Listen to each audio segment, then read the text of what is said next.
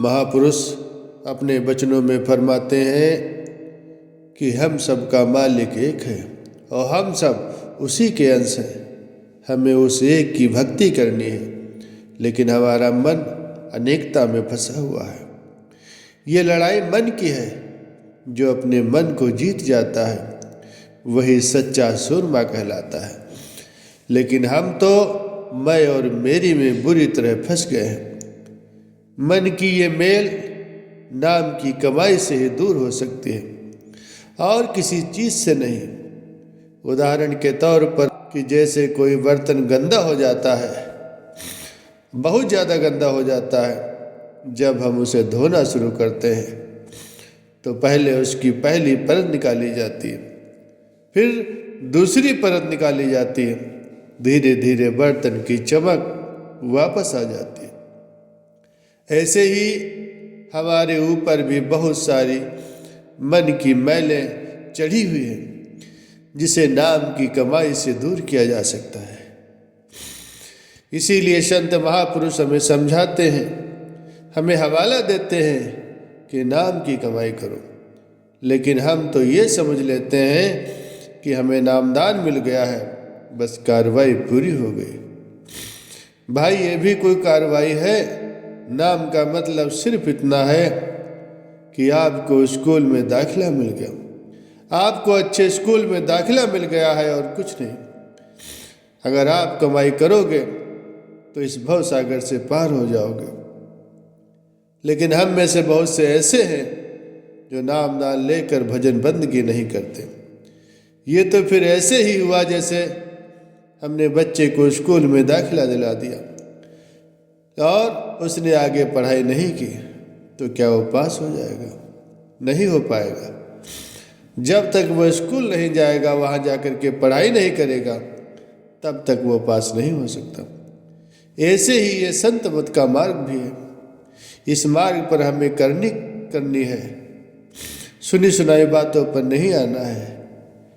खुद करना पड़ता है पढ़ाई, बातों में नहीं आना है।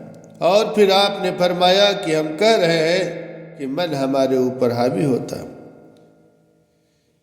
जहाँ सख्त होकर के संत फरमाते हैं कि मन में कोई ताकत नहीं, वो आपके ऊपर हावी हो, ताकत उसे हम देते हैं। मन में कोई ताकत नहीं, लेकिन हम तो तरह तरह की बातें बनाते हैं कि मन ने ये करवा दिया, काल ने ये करवा दिया। भाई, इसमें किसी का कोई कसूर नहीं है। सब हमारे ऊपर ही निर्भर है। हम ही मन को बढ़ावा देते हैं।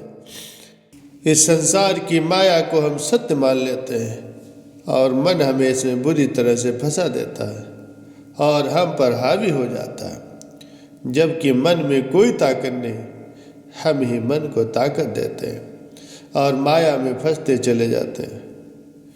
संत फरमाते हैं, अगर हम उस मालिक से रिश्ता बनाएं, उस मालिक की याद में बैठे, तो हम अपने जीवन में एक बैलेंस रख सकते हैं। हमें घर बार छोड़कर कहीं नहीं जाना, हमें तो बीच का रास्ता अपनाना है। घर परिवार को भी देखना है, जिम्मेदारियां भी निभानी है और परमार्थ की तरफ ध्यान भी देना। इसे ही बीच का मार्ग कहते हैं। फरमाते हैं कि जब भी हम किसी संत महापुरुष को देखते हैं तो हम उसके पैरों को पकड़ना शुरू कर देते हैं, उसके कपड़ों को हाथ लगाना शुरू कर देते हैं, उसकी गाड़ी को हाथ लगाना शुरू कर देते हैं। भाई, अगर रूहानियत कपड़ों में होती, इन सब चीज़ों में होती, तो संत महात्माओं ने पहले ही अपने कपड़े फाड़ कर आपको दे देते हैं। हम इन्हीं चीज़ों में फंसे रहते हैं। मालिक ने हमको विवेक दिया है। हमें सोचना चाहिए, समझना चाहिए कि हमें क्या करना है। हर एक चीज़ का कोई न कोई मकसद जरूर होता है। आज भी हम सत्संग सुनने आते हैं, क्या जरूरत पड़ी यहाँ चलकर आने की? कोई तो मकसद होगा। ऐसा तो नहीं है बिना मकसद के हम घूमते फिरते हैं।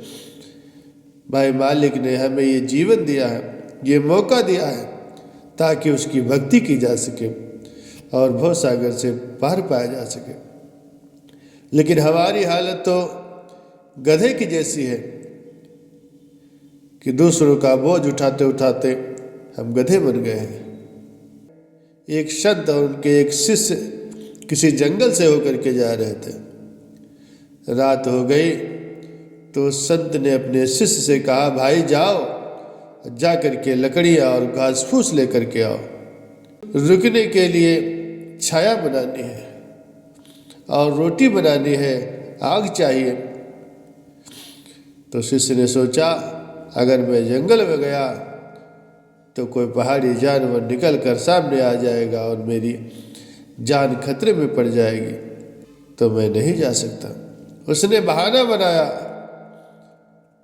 कि महाराज, अगर मैं जंगल में गया तो मेरी पीठ आपकी तरफ हो जाएगी, ये मैं कैसे कर सकता हूँ। तो साधु महात्मा ने खुद जंगल में जा कर के लकड़ियाँ इकट्ठा की, घास फूस इकट्ठा किया और एक झोपड़ी बनाई। उसके बाद जब बारिश शुरू हो गई तो उस महात्मा ने अपने शिष्य से कहा, भाई बारिश हो रही है, ऊपर जा कर के देखो कि छत से पानी आ रहा है।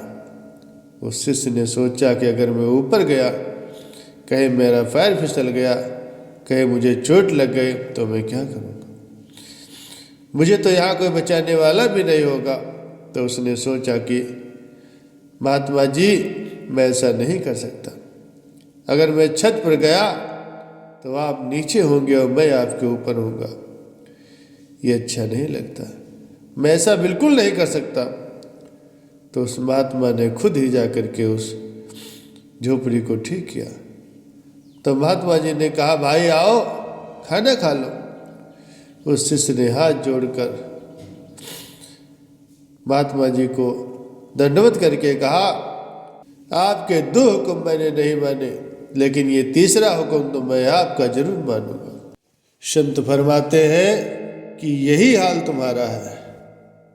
हम संत महात्माओं के कपड़ों को, उनकी चीज़ों को पकड़ कर बैठे हैं और कहते हैं ये कुर्सी महाराज की है, यहाँ महाराज जी बैठते हैं।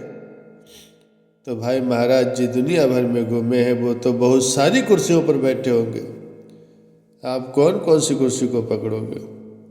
रूहानियत इसमें नहीं है, वो तो हमें इन चीज़ों से ऊपर उठाना चाहते हैं, लेकिन हम ऐसी ही चीज़ों में पड़ गए हैं। आपको कुछ हासिल नहीं होगा, जो भी मिलेगा करनी करने से मिलेगा, अपने अंदर से मिलेगा। चाहे कोई कितना ही कहे मैंने उस संत से नामदान लिया है, मैंने उसको गुरु बनाया है, जब तक आप करनी नहीं करोगे कुछ हासिल नहीं होगा। हमें मालिक से रिश्ता बनाना, लेकिन हमारी दौड़ लगी हुई है। आप देख लो कि जिसके पास जितनी दौलत है उसकी भूख और बढ़ जाती है।